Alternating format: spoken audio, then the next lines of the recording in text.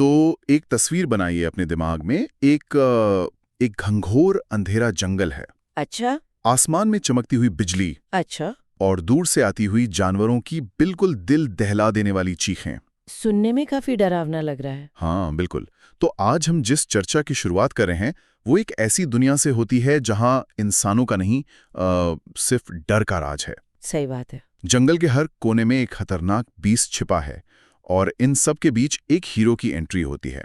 उसका नाम है समसारा। समसारा? लेकिन ध्यान देने वाली बात यह है कि जब वो इन खूंखार बीस्ट के बीच उतरता है ना, तो उसके हाथ में कोई चमकती हुई तलवार या कोई ढाल या कोई भारी भरकम हथियार नहीं होता। वैसे ये काफी अजीब है ना? उसके पास एक ऐसी शक्ति है जो हराने के लिए नहीं बल्कि कुछ और ही करने के लिए बनी है, चुनौती देती है। हम अक्सर यही मानते हैं कि जहाँ खतरा हो वहाँ बचाव या हमले के लिए एक फिजिकल हथियार की जरूरत तो पड़ेगी ही, खासकर जब आप किसी फैंटेसी दुनिया में हो। एग्जैक्टली। तो आज हमारे पास जो स्रोत हैं वो एक बेहद दिलचस्प फैंटेसी स्क्रिप्ट का हिस्सा है जिसका नाम है समसारा बीस्ट्स टेमा। हाँ, और पहली नजर में देखने पर ये किसी भी आम एक्शन स्टोरी जैसा लग सकता है। सही कहा, मतलब मॉन्स्टर्स हैं, एक हीरो है और जंगल है। राइट। लेकिन आज के इस गहरे विश्लेषण का मुख्य उद्देश्य ये समझना है कि ये कहानी सिर्फ आग उगलने वाले ड्रैगन्स या शैडो मॉन्स्टर्स के बारे में नहीं है। नहीं, बिल्कुल नहीं। ये असल में हमारी जो ह्यूमन साइकोलॉजी है, यानी मानव मनोविज्ञान, और हमारे पुराने घाव जिसे हम ट्रॉमा कहते हैं, उसकी एक बहुत गहरी रूपरेखा है।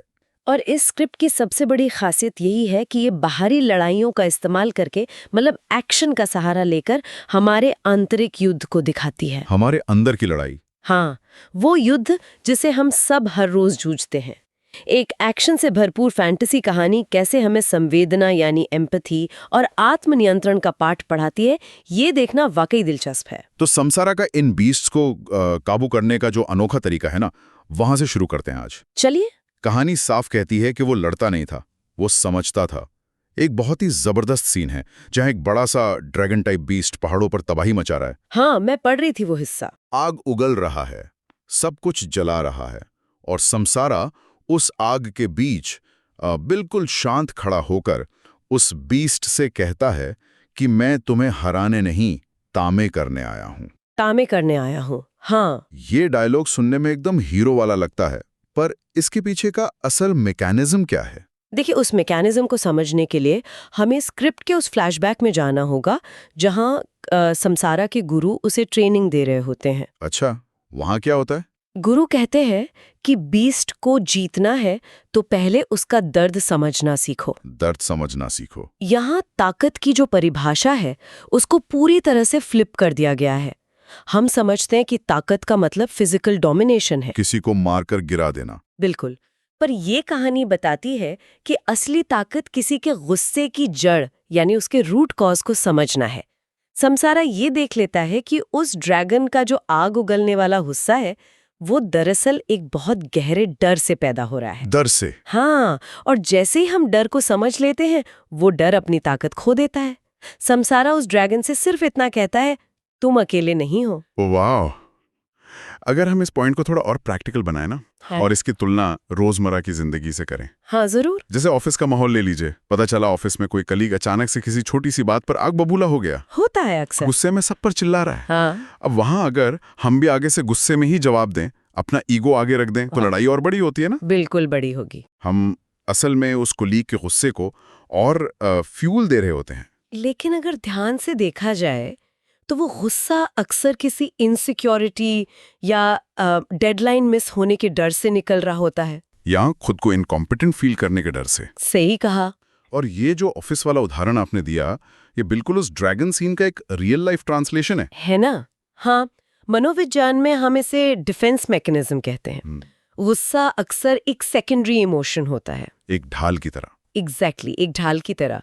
जो प्राइमरी इमोशन होता है वो हमेशा डर, दर्द या शर्मिंदा होने की फीलिंग होती है। अच्छा। इंसान उस दर्द को छुपाने के लिए गुस्से की ढाल आगे कर देता है। जब हम उस गुस्से पे हमला करते हैं तो हम उस ढाल को और मजबूत कर रहे होते हैं। ओह, मतलब हम एक्चुअली सामने वाले को और डिफेंसिव बना देते हैं। सही पकड़ा आपने। पर जब समसारा उस ड्रैगन के सामने अपने हाथ आगे बढ़ाता है और धीमी आवाज में कहता है, तुम अकेले नहीं हो, तो वो असल में उस ड्रैगन की ढाल पर हमला नहीं कर रहा, वो सीधे उसके प्राइमरी इमोशन, उसके डर को एड्रेस कर रहा है। ये वाकई एक बहुत गहरा साइकोलॉजिकल टूल है। वो अपने विरोधी को ये एहसास दिला रहा है कि मैं तुम्हारे खिलाफ नहीं हूं, सही बात है। मैं तुम्हारे डर के साथ खड़ा हूं। और ऐसे डर को समझना ही सबसे बड़ा हथियार बन जाता है। बिल्कुल। एक तरह से ये विरोध से संवेदना तक का सफर है, जो समसारा को एक आम लड़के से एक बीस्ट टेमर बनाता है। लेकिन यहाँ मेरे दिमाग में एक ख्याल आ रहा है। बोलिए। अगर समझ और संवेदना से आम डर को काबू किया जा सकता है, तो क्या होगा जब सामने एक ऐसा खतरा आकर खड़ा हो जाए जो किसी डर से नहीं बल्कि सिर्फ तबाही मचाने के इरादे से आया हो, जिसे एम्पैथी की भाषा ही न समझ आती हो। वही से स्क्रिप्ट मेरे हिसाब से अपने सबसे डार्क हिस्से में एंटर करती है। हाँ, क्योंकि बेसिक एम्पैथी हर जगह काम नहीं करती ना। सही बात है। और जब सामने अघोर की एंट्री होती है तो पूरी इक्वेशन ही बदल जाती है। अघोर एक विशाल शैडो बीस्ट है जो पूरे जंगल को निगल रहा है। कहानी के मुताबिक अघोर के पास ना दिल था ना डर। सही कहा। वो फिजिकल अटैक्स नहीं करता था, वो सामने वाले की लाइफ फोर्स या शक्ति को सीधा अब्सॉर्ब कर लेता था। जब समसारा अपने बाकी बीस्ट्स के साथ मिलकर अघोर पर हमला करता है तो अघोर उनके सभी अटैक्स को पी जाता है। हाँ। और पहली बार इस कहानी में समसारा हार रहा होता है। वो घुटनों पर गिर जाता है और फ्रस्ट्रेशन में कहता है कि मैं तुम्हें समझ नहीं पा रहा। ये मोमेंट बहुत पावरफुल है। जो हीरो सबको समझने और तमे करने का दावा करता था, उसकी सबसे बड़ी शक्ति यहाँ फेल हो रही थी। लेकिन मुझे इस पॉइंट पर एक जरूरी पुशबैक देना है। हाँ, बताइए। क्या रियलिटी में ये जो एक्सट्रीम एम्पैथी है, ये हमेशा काम आती है? मेरा मतलब है, अघोर एक शैडो मॉन्स्टर है जो सब कुछ बर्बाद कर रहा है। राइट। जब किसी के सामने एक ऐसी डिस्ट्रक्टिव फोर्स हो, चाहे वो कोई व्यक्ति हो जो नुकसान पहुंचा रहा हो या कोई टॉक्सिक हालात हो, तो उसके सामने अपने हथियार डाल देना और एम्पैथी दिखाना बेवकूफ़ी नहीं है। एकदम बेवकूफ़ी लगती है। क्या सच में हर डिस्ट्रक्टिव एनर्जी को मीठी बातों से रोका जा सकता है? अक्सर तो रियल वर्ल्ड में लोग इस सरेंडर का फायदा उठा लेंगे ना। अगर हम अघोर को सिर्फ एक फिजिकल विलन मानकर चलें तो आपका ये सवाल बिल्कुल ठीक है। हथियार डालना वाकई बेवकूफ़ी लगेगी। तो फिर? लेकिन हमें ये समझना होगा कि स्क्रिप्ट में अघोर असल में किसी दुश्मन का प्रतीक नहीं है। अघोर प्रतीक है डीप ट्रॉमा का, बहुत गहरे आघात का। डीप ट्रॉमा को फिजिकल फॉर्म दे दी गई है। इसे थोड़ा और विस्तार से समझाइए। हाँ, देखिए, जब समसारा हार रहा होता है तो उसे अघोर के पास्ट का एक विजन दिखता है। उसे वहां दिखता है कि अघोर शुरू से एक शैडो मॉन्स्टर नहीं था। अच्छा। वो एक आम बीस्ट था जिसे इंसानों ने बहुत ज्यादा टॉर्चर किया था, उसको ऐसी चोटें पहुंचाई थी जो कभी नहीं भरी। स्क्रिप्ट में एक लाइन आती है कि दर्द ने उसे मॉन्स्टर बना दिया। दर्द ने मॉन्स्टर बना दिया। अब इसे मनोविज्ञान के नजरिए से देखिए। जब किसी इंसान के अंदर बहुत गहरा ट्रॉमा होता है और आप उस ट्रॉमा को फोर्सफुली ठीक करने की कोशिश करते हैं, उस पर अपने आर्ग्यूमेंट्स डालते हैं या उससे लड़ते हैं, तो वो ट्रॉमा आपकी एनर्जी को ही अब्सॉर्ब कर लेता है। एग्जैक्टली। वो इंसान और ज्यादा डिफेंसिव और डिस्ट्रक्टिव हो जाता है। अघोर बिल्कुल वही कर रहा था। समसारा की आम एम्पैथियां इसलिए फेल हो रही थी क्योंकि समसारा अभी भी उसे एक प्रॉब्लम की तरह देख रहा था जिसे सॉल्व करना है। ओह वाह, मतलब आप ट्रॉमा को किसी पजल की तरह सॉल्व नहीं कर सकते? बिल्कुल नहीं। इसे ऐसे समझ सकते हैं कि समसारा उस वक्त उस बीस्ट के गुस्से को मैनेज करने की कोशिश कर रहा था, जबकि उसको अघोर के ट्रॉमा को सिर्फ और सिर्फ एक्नॉलेज करना था। एक्नॉलेज करना था, सही बात है। और इसीलिए समसारा अगली बार अपनी पावर का इस्तेमाल रोक देता है। कहानी बताती है कि समसारा अपनी शक्ति रोककर, अपने हथियार छोड़कर सिर्फ एक इंसानियत का हाथ आगे बढ़ाता है। हाँ। वो उस तबाही मचाते शैडो मॉन्स्टर से कहता है, तुम बुरा नहीं हो, तुम बस टूट चुके हो। ये लाइन बहुत डीप है। ये सिर्फ संवेदना नहीं है, ये कुछ और ही है। ये एक्सट्रीम एम्पैथी नहीं है, ये एक्नॉलेजमेंट है, यानी स्वीकार करना। जब आपके सामने कोई बहुत डिस्ट्रक्टिव एनर्जी होती है, खासकर ऐसी जो गहरे दुख से निकली हो, हाँ, तो उसको लड़ाई से दबाया नहीं जा सकता। उस अंधेरे को पहचानना पड़ता है कि वो भी कभी रोशनी था। समसारा ने उस शैडो बीस्ट को एक बदमाश की तरह नहीं देखा, बल्कि एक टूटे हुए अस्तित्व की तरह देखा। उसने उसके दर्द को वैलिडेट किया। हाँ, तुम बुरा नहीं हो, तुम टूट चुके हो। ये लाइन उस ट्रॉमा को फोर्स से ठीक करने की कोशिश नहीं कर रही, ये बस उस दर्द को वैसा ही देख रही है जैसा वो है। वैसा ही देख रही है। और ट्रॉमा अक्सर तभी शांत होता है जब उसे बिना किसी जजमेंट के देखा और स्वीकार किया जाता है। अगर इस नजरिए से सोचें तो अघोर का शांत होना कोई फैंटेसी जादू नहीं था।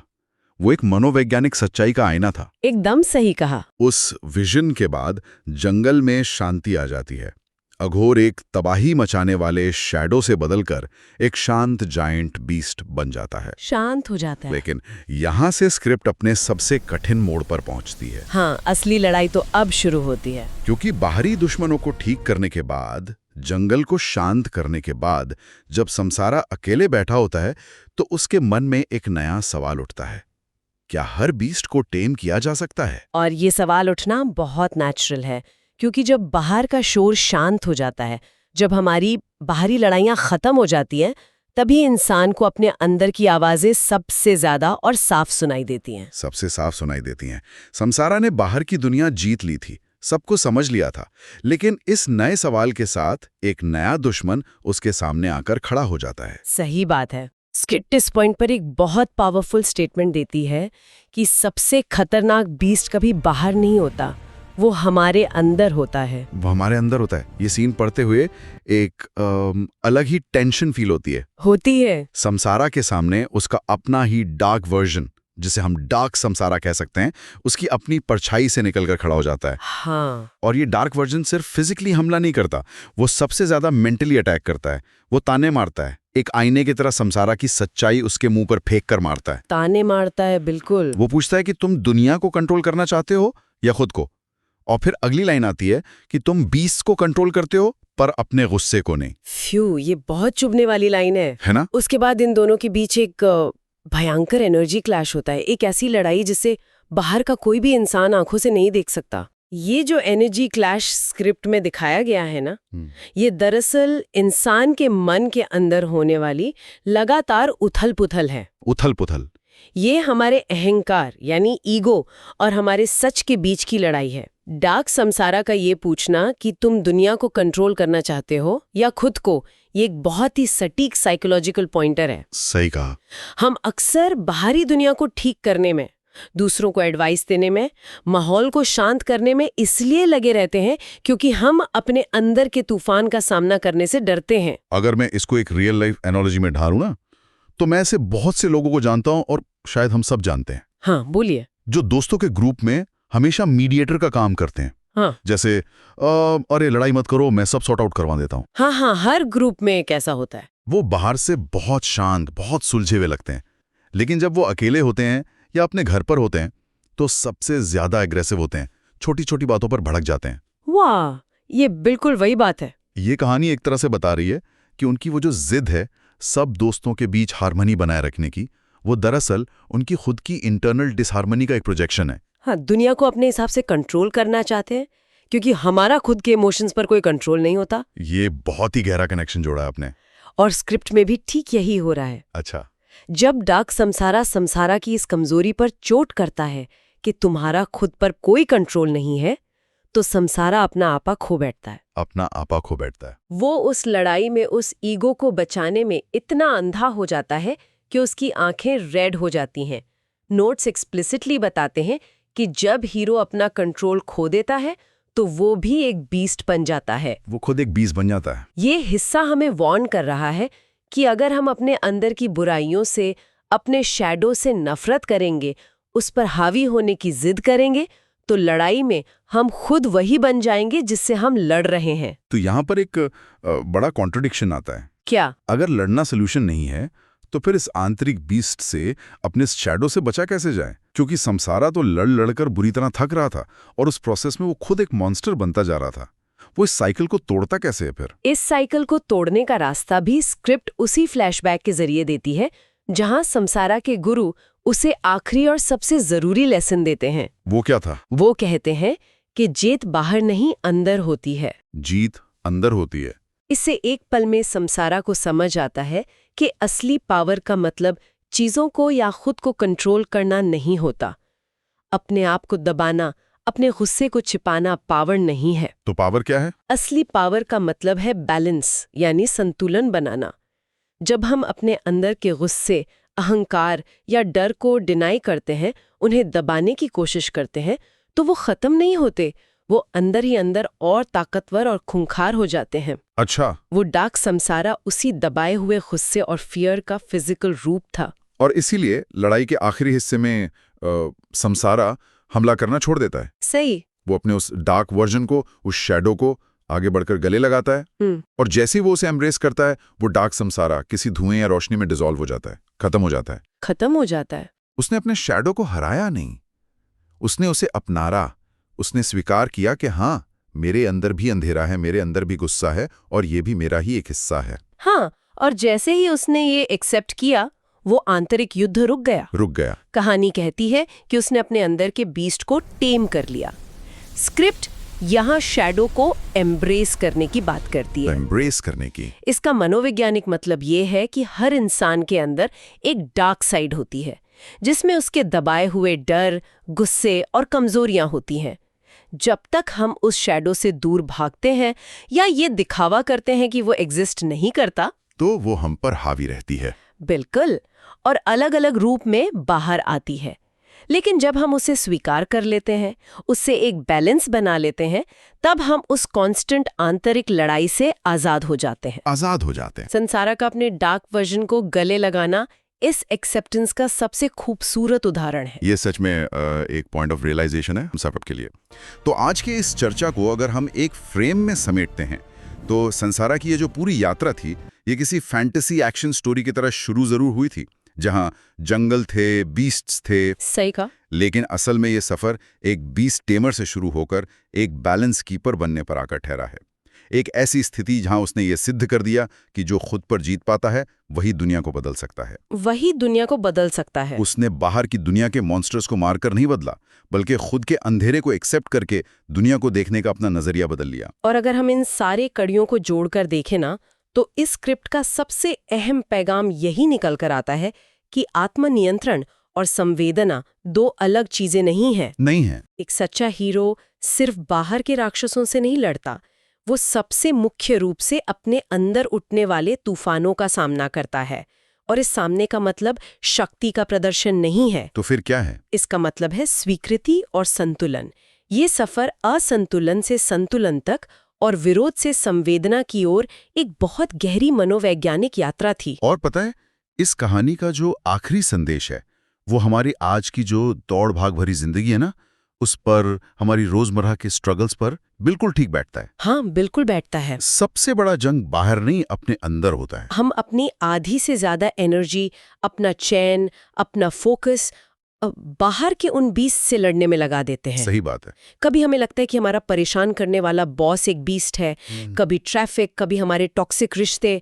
हम ये मान लेते हैं कि अगर हम इन बाहरी परेशानियों को काबू में कर लेंगे तो जिंदगी शांत हो जाएगी, जबकि असली असंतुलन तो अंदर है। वही तो, असली असंतुलन, असली डार्क शैडो हमारे अपने अंदर बैठा होता है। दुनिया में या अपने आसपास शांति ढूंढने से पहले खुद के भीतर की अशांति को स्वीकार करना सबसे पहला कदम होता है, क्योंकि अक्सर बाहर के बीस्ट सिर्फ उस डर और गुस्से का आईना होते हैं जो अंदर छुपा होता है। तो इस चर्चा के अंत में चलिए एक बार वापस उसी दृश्य पर चलते हैं जहां से हमने शुरुआत की थी। चलिए सोचिए उस घनघोर अंधेरे जंगल के बारे में, उस चमकती बिजली और चीखते हुए बीस्ट के बारे में। अगर हमारी बाहरी लड़ाइयाँ और ये बाहर का शोर सिर्फ हमारे आंतरिक डर का एक आईना है, तो सोचने वाली बात यह है कि इस वक्त हम सबके अंदर उस मन की गहराई में वो कौन सा अघोर या कौन सा डार्क बीस्ट है जो तबाही मचा रहा है। ये सच में सोचने वाली बात है। और याद रखिए, वो एक ऐसा बीस्ट है जिसे हमें हथियार उठाकर हराना नहीं है, बल्कि जिसे सिर्फ समझने और गले लगाने की जरूरत है। इस पर थोड़ा विचार जरूर कीजिए।